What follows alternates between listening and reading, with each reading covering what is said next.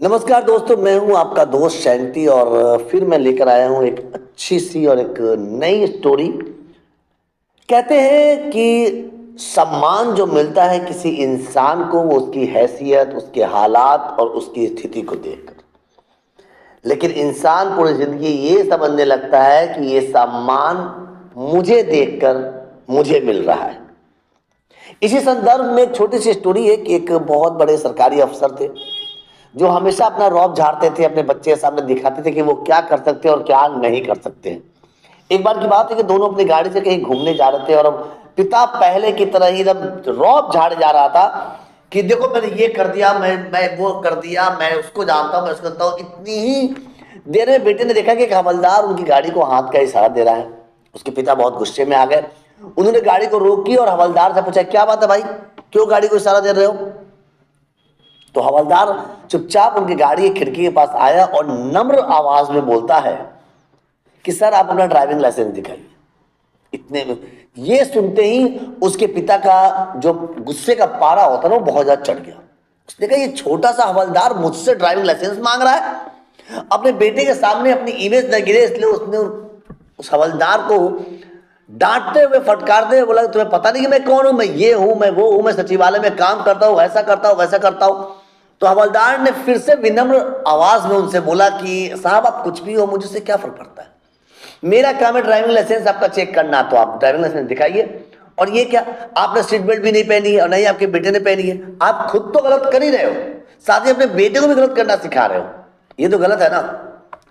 ये सुनते ही उस सरकारी अफसर का दिमाग और ज्यादा गुस्से से भर गया और उसने बोला कि तुम्हें पता नहीं, उसने एक से एक कमिश्नर, डीएसपी, एसपी सबका मतलब कि नाम उसने गिनवाया कि अभी मैं फोन करता हूं, तुम जैसे कहता मैं यूं ही ट्रांसफर करता हूं साइन करके। हवलदार ने सोचा कि यार छोड़ो यार, क्या इनसे बहस किया जाए।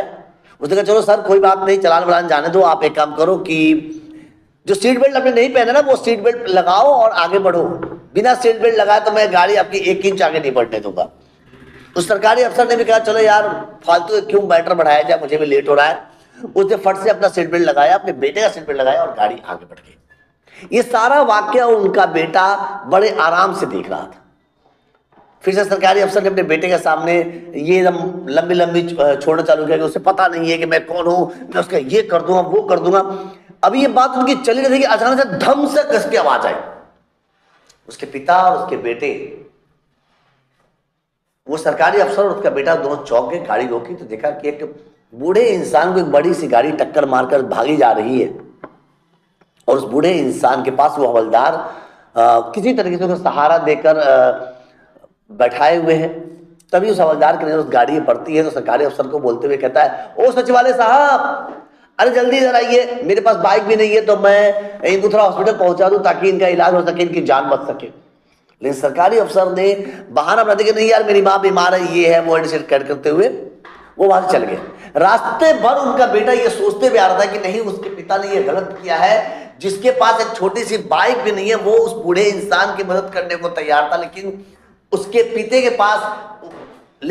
पिता के पास इतनी बड़ी गाड़ी होने के बावजूद उन्होंने साफ मदद करने से मना कर दिया था। दोनों घर आते हैं, खाना खाकर पिता तो सोने चला जाता है पर बेटे को रात भर नींद नहीं आती कि उसका मन कचोट रहा होता है कि कहीं ना कहीं उसके पिता ने कुछ गलत किया है।